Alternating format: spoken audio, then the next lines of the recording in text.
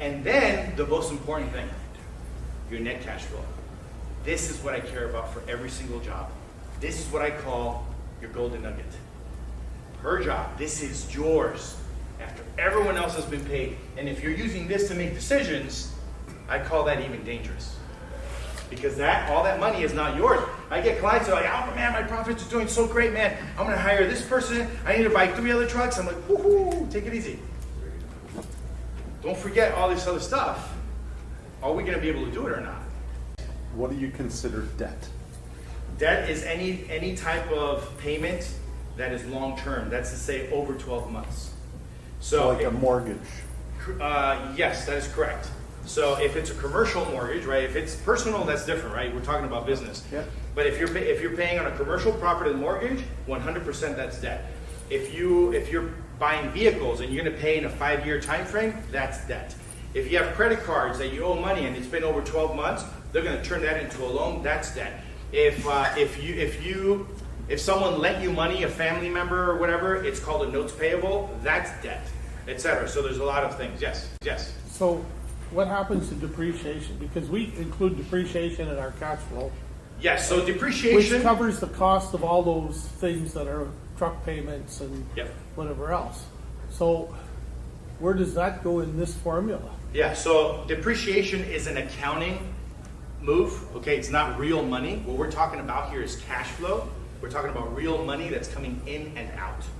Okay, depreciation is just an accounting equation utilized to revalue the asset that you had that was worth a certain amount at one point, and because you're using it and time is passing by, it devalues itself, right? So that depreciated value, in any case, from an accounting perspective, would go after net profits.